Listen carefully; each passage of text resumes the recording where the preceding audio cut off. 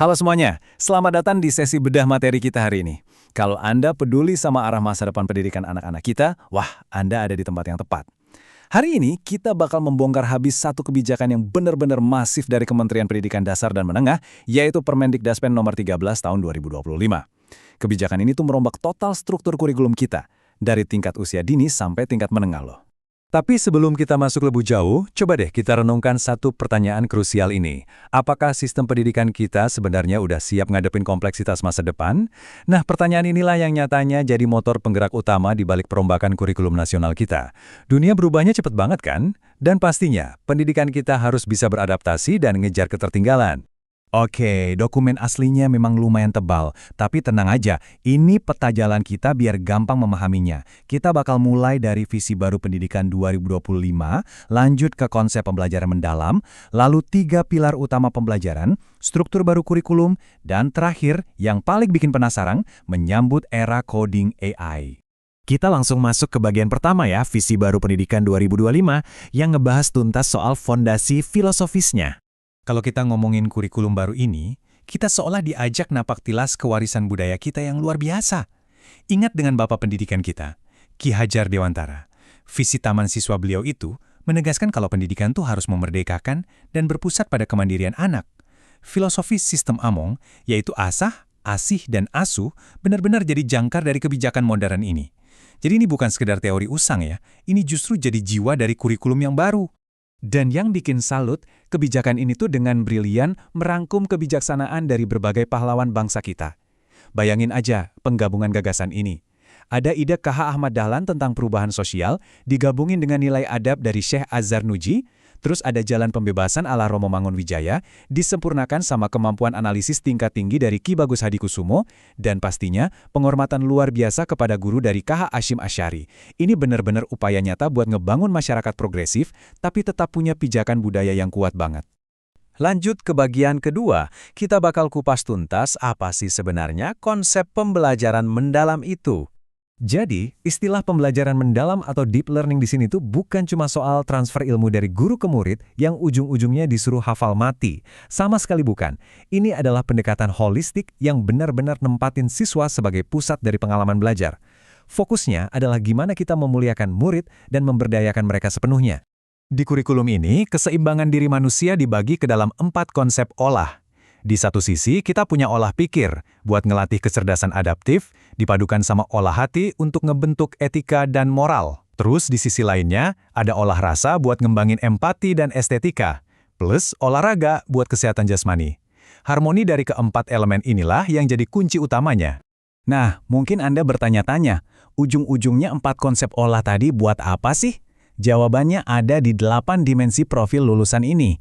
Sistem kita pengen nyetak anak-anak yang punya keimanan kuat, kesadaran keluargaan yang baik, mampu bernalar kritis, kreatif, jago kolaborasi, mandiri, sehat secara fisik dan mental, dan pastinya mahir berkomunikasi. Benar-benar paket komplit untuk sebuah karakter yang unggul kan? Masuk ke bagian ketiga nih, 3 pilar utama pembelajaran. Kementerian ternyata merumuskan 3 pilar iklim belajar yang esensial banget buat diterapin di kelas sehari-hari. Pertama, berkesadaran. Di sini anak-anak diajak buat hadir seutuhnya, aktif, dan bisa ngatur motivasi belajarnya sendiri. Kedua, bermakna. Artinya, ngebantu mastiin kalau apa yang dipelajari di kelas itu nyambung loh sama dunia nyata di luar sana. Dan yang ketiga, menggembirakan. Ini penting banget buat ngelepasin anak dari tekanan berlebih dengan nyiptain ruang yang aman dan positif biar rasa ingin tahu mereka tumbuh secara natural. Oke, sekarang di bagian keempat, kita lihat perubahan konkretnya di struktur baru kurikulum. Ini dia kabar gembira buat para pendidik. Struktur kurikulum yang baru ini dirancang dengan nyingkirin tumpukan beban materi yang nggak perlu. Kurikulum ini berdiri kokoh di atas 3 prinsip inti. Fleksibel, muatannya esensial, dan digerakkan oleh pengembangan karakter. Maksudnya apa? Artinya, sekarang sekolah dikasih ruang yang jauh lebih luas buat nyesuaiin pembelajaran dengan budaya lokal dan kebutuhan spesifik siswanya, tanpa harus kehilangan standar dari pusat. Biar lebih kebayang gimana implementasinya, mari kita bedah komponennya. Intrakurikuler itu mata pelajaran inti yang fokus pada fondasi dasar. Lalu kokurikuler, ini fokusnya ke pembelajaran kolaborasi lintas disiplin ilmu. Untuk ekstrakurikuler yang nampung minat siswa, kegiatan kepramukaan itu sekurang-kurangnya wajib disediakan ya sama pihak sekolah. Dan jangan lupa ada muatan lokal yang ngasih jatah maksimal 72 jam pelajaran setahun buat ngintegrasiin kearifan unik dari daerah masing-masing. Nah, sampailah kita di bagian kelima. Ini bagian yang menurut saya paling bikin excited dan banyak diomongin orang. Menyambut era coding AI. Tahun 2025. Coba catat tahunnya. Peraturan ini secara eksplisit ngasih tahu kita bahwa mulai tahun ajaran 2025 hingga 2026, implementasi bertahap dari mata pelajaran teknologi yang super vital ini bakal resmi dimulai. Poin paling krusialnya adalah coding dan kecerdasan artifisial atau AI resmi masuk sekolah. Statusnya diperkenalkan sebagai mata pelajaran pilihan di jenjang pendidikan dasar dan menengah. Jadi, sekolah bisa menyediakannya sesuai dengan kesiapan sumber daya mereka, dan siswa berhak milih kalau memang mereka punya minat ke sana. 72. Apa maksud angka ini? Ini adalah jatah alokasi maksimal, yaitu 72 jam pelajaran dalam setahun yang disediain khusus buat ngulik keterampilan coding dan AI, contohnya nanti di kelas 10. Ini nunjukin kalau pemerintah nggak main-main. Ini adalah investasi waktu yang benar-benar serius buat anak-anak kita. Kalau kita perhatiin, alokasi waktu ini dirancang buat meningkat secara bertahap seiring perkembangan anak.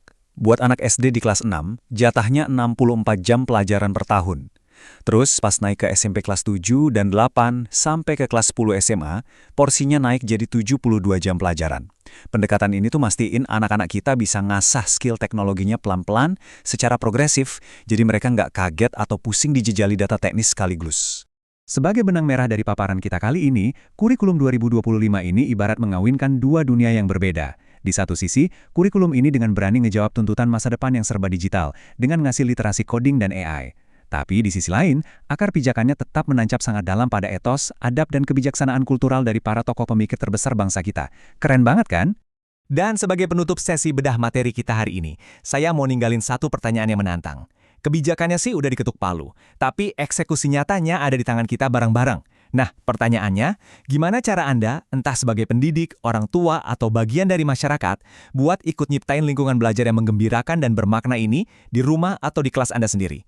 Yuk, mari kita jadikan ini bahan diskusi dan mulai ambil peran dalam evolusi pendidikan kita.